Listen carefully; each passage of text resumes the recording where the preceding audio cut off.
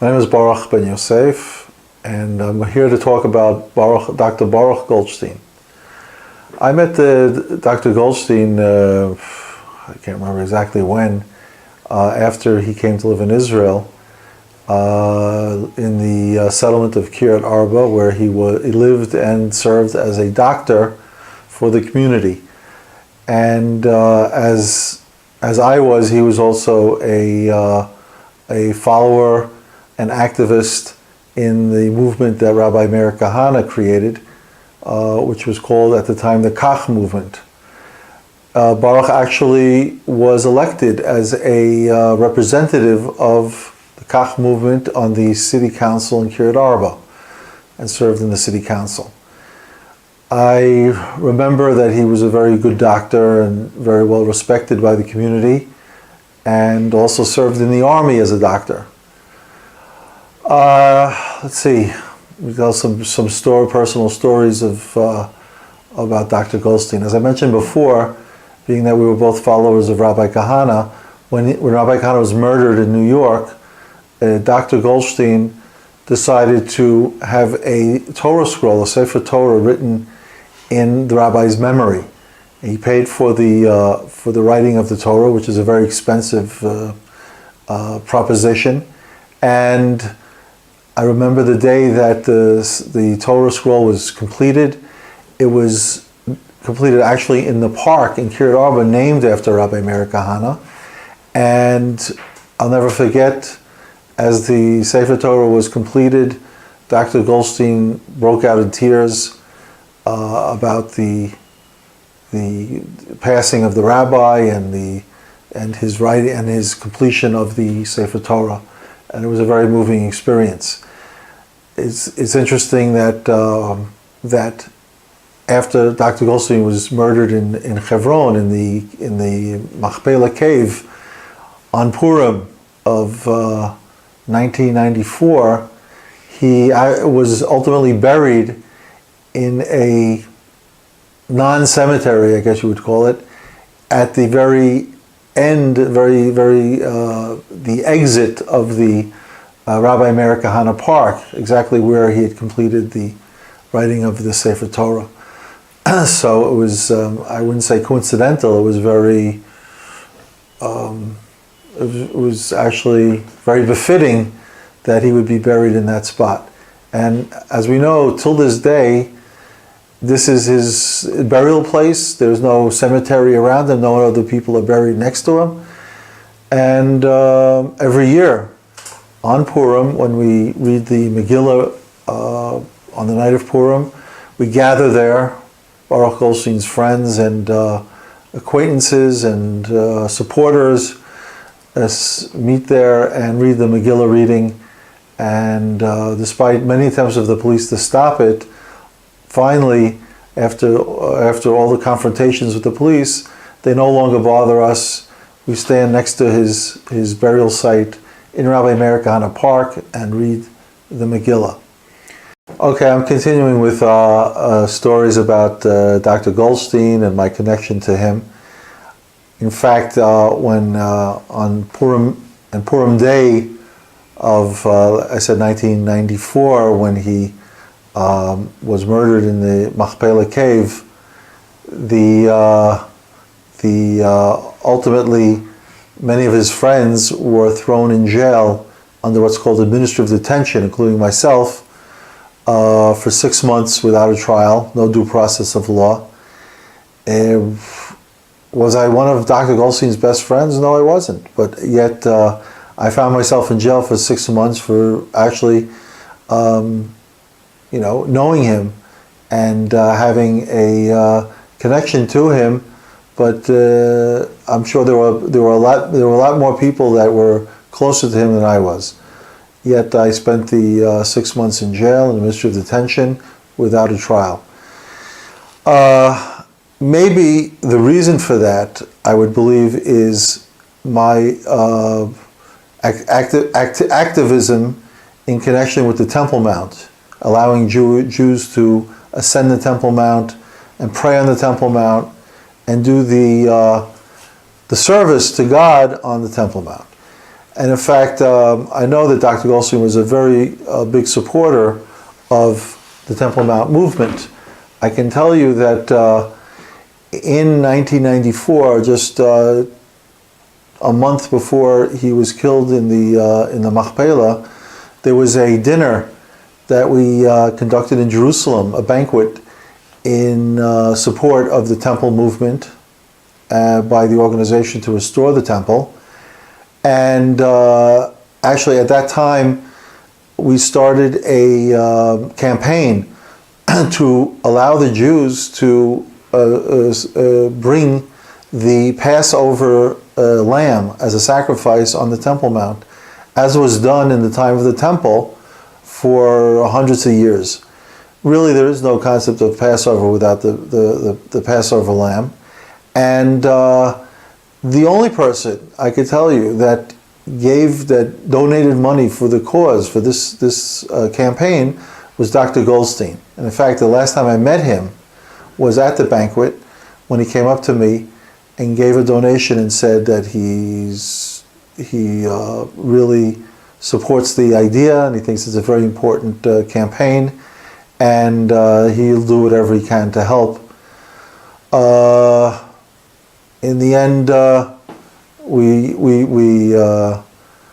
put up the posters around the country, and it did raise a lot of awareness.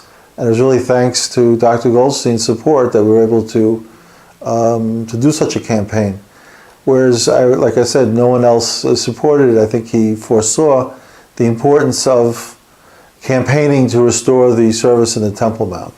So he not only was an activist in the Hebron, Kiryat Arba area and serving on the city council, but he was also very active in supporting the Temple Mount.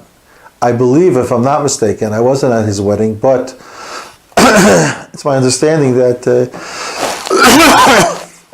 he and his wife Miriam got married in the Old City at the entrance to the Temple Mount, if I'm not mistaken. And again, that shows his connection and awareness to the concept of restoring the Jewish rights to the Temple Mount. I know of a story. I obviously wasn't firsthand because I wasn't there, but when good friends of mine were murdered by Arabs in Hebron, and I'm referring to Mordechai Lapid and his son Shlomi, Mordechai was an engineer from the Soviet Union who was an Aliyah activist, actually held in jail for 2 years for being one of the first people trying to leave the Soviet Union by swimming out of the Soviet Union to Israel. They didn't get too far before they caught him and threw him into Siberia for 2 years. But I was very close with them, and when they were shot outside the gate of Kiryat Arba and murdered by the Arabs, one of the first people on the scene was, of course, Dr. Goldstein, whose job was as doctor of the area and an expert in first aid, I would call it first aid or first response medicine, emergency medicine. He was one of the first people on the scene, and he was also very close with the Lapids, and I think it had a terrible effect on him, the fact that his good friends were murdered in such a way.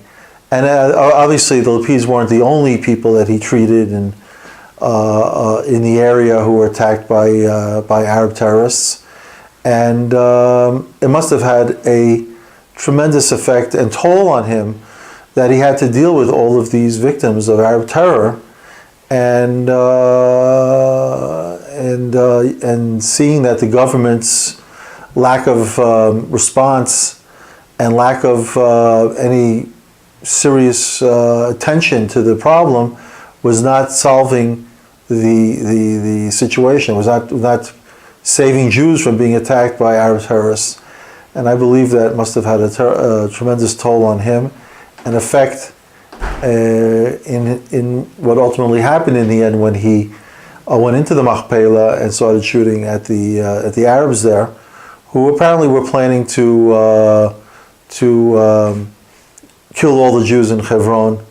That's what we believe. We understood that from my handling related cases later as a lawyer. I can tell you that there was definitely evidence that the Arabs, at the time that he was shooting at them in Hebron, in the Machpelah, they were planning to commit to butcher all the Jews in Hebron. And in fact, I had spoken to one of the generals in the area who we wanted to subpoena to testify in court about this. And although he led me to believe that what I was saying is that what we believed was true, he refused to come and testify, and the court would not issue a subpoena. So the government really tried to cover up what was going on, but the evidence came out, and we do have all kinds of proofs that what the Arabs were really up to. And I believe that, and many people believe this, and that Dr. Goldstein's actions prevented this this atrocity that the Arabs were planning to commit on the Jews in Hebron. That's why I say Dr. Goldstein was murdered, because he was dressed in an army uniform, trying to prevent an atrocity on the Jews in Hebron. He did prevent it, and was ultimately killed by the same Arabs that he was shooting at, and was murdered. Unfortunately, the government will never admit openly to what was really going on, because we also believe that the Rabin government at the time maybe even wanted it to happen, wanted this atrocity to happen against the Jews, so that they would have an excuse to evacuate the city of Hebron from all Jewish presence. And again, obviously we can't prove that, but certainly the evidence leads us to believe that such an outrageous position on the part of the government is very possibly true. So therefore, it would seem that no matter which way you look at it, without condoning or condemning, just objectively looking at it, Dr. Goldstein's actions prevented the Jews from being evacuated from Hebron, and an atrocity that would have been perpetrated against the Jews there. Since then, and as a result of what happened in the Machpelah, the commission that looked into it, the Commission of Inquiry, the Shamgar Commission, actually, in the end, divided the Machpelah so that the Jews and Arabs are separated, which creates a much better situation as far as the Jews not being bothered by and threatened by Arabs, as was what happened the night before Baruch Goldstein went into the Machpelah and shot up the Arabs. As we know, they were reading the Megillah in the Machpelah that night. Dr. Goldstein was there, and the Arabs started chanting, "Kill the Jews." They tried to attack the Jews that were there. The Megillah reading had to be stopped in the middle, and the Jews had to leave in order not to be murdered by the Arabs who were chanting, "Kill the Jews." So it's obvious what they were up to. It's obviously that besides all the other things that had happened in the area, that event must have had a terrible toll on Dr. Goldstein, and he could not acquiesce to such a thing.